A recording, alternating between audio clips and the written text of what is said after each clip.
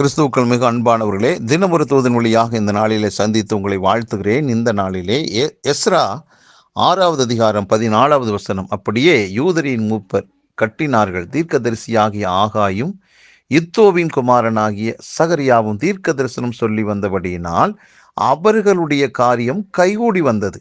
அவர்கள் இஸ்ரவேலின் தேவனுடைய கட்டளைப்படியையும் கோரேஸ் தரியோ பெர்சியாவின் ராஜாவாகிய அர்தசஷ்டா என்பவர்களுடைய கட்டளையின்படியையும் அதை கட்டி முடித்தார்கள் என்று ஆண்டவருடைய வார்த்தை சொல்லுகிறது. இந்த இடத்துல ஆலய கட்டுமான காரியத்தை குறித்து முடிக்கப்பட்டதான அந்த வெற்றியை குறித்து எழுதப்பட்டிருக்கிறது. அன்பானவர்களே, இந்த வசனத்தின் மூலமாக அந்த வெற்றியின் ரகசியத்தை நாம் கற்றுக்கொள்கிறோம். ஒன்று, ஆண்டவருடைய அது திட்டம். ஆலயம் கட்டி முடிக்கப்பட வேண்டும் என்பது தேவனுடைய திட்டம். அதற்காக தேவன் அவருடைய தீர்க்கதரிசிகளை எழுப்பி தம்முடைய வார்த்தைகளை அவர்களுடைய நாவிலே வைத்து அந்த தீர்க்க தரிசனத்தை சொல்ல வைத்தார். அவர்கள் பேச பேச பேச காரியம் கைகூடி வந்தது.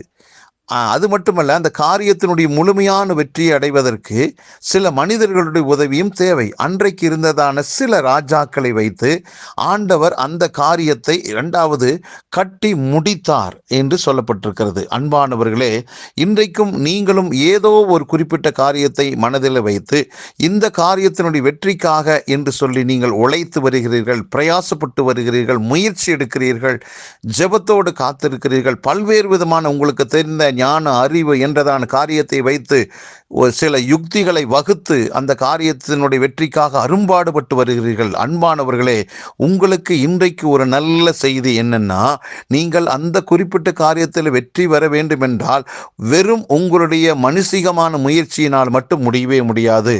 ஒன்று, எளிதாக சுதந்திரித்துக் கொள்வதற்கு கர்த்தர் கொடுக்கிற நல்ல ஆலோசனை என்னன்னா, ஆண்டவருடைய திட்டம் என்ன என்பதை குறித்து சற்று காத்திருங்கள். அவருடைய திட்டம், அவருடைய நடத்துதலை சரியாக நீங்கள் புரிந்து கொண்டால் பிறகு ஆண்டவர் உங்களுக்கு கொடுக்கிற வார்த்தை தான், கர்த்தருடைய வார்த்தை தான் தீர்க்க தரிசனம். எழுதப்பட்டிருக்கிற இந்த வேதத்தில் எழுதப்பட்டிருக்கிற வசனங்கள் எல்லாம் ஆண்டவர் நமக்கு கொடுத்தது. அதில் சில தீர்க்க தரிசனமான வார்த்தைகள் உண்டு. ஆகவே அந்த தீர்க்க தரிசனமான வாக்குத்தத்தமான வார்த்தைகளை நீங்கள் உங்களுடைய காரியத்துக்கு ஏற்றபடி வாய்விட்டு சொல்ல சொல்ல, ஆம், நீங்கள் சொல்லுகிறதெல்லாம் தீர்க்க தரிசனம்.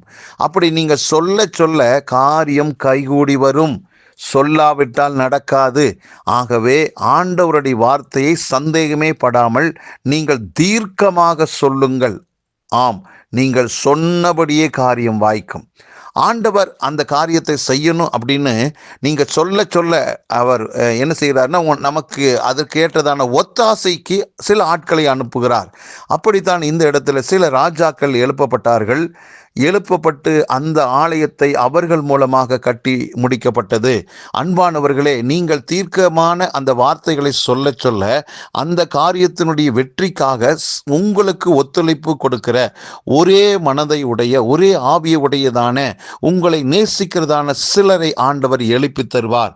அவர்கள் மூலமாக அந்த குறிப்பிட்ட காரியத்தில் உங்களுக்கு வெற்றி சர்வசாதாரணமாக வரும். ஆகவே இன்றைக்கு நீங்கள் வெற்றிக்காக காத்திருக்கிறீர்கள், அந்த வெற்றியை எளிதாக சுதந்திரித்துக் கொள்வதற்கு ஒரு வழி இருக்கிறது. ஆண்டவருடைய வார்த்தையை நீங்கள் அறிக்கை செய்ய அதற்கேற்ற நபர்களை அவரே எழுப்பி காரியத்தை வாய்க்க பண்ணுவாராம். ஆகவே அஞ்சாதீர்கள், கலங்காதீர்கள். நீங்கள் வெற்றிக்கு பிறந்திருக்கிறீர்களாம்.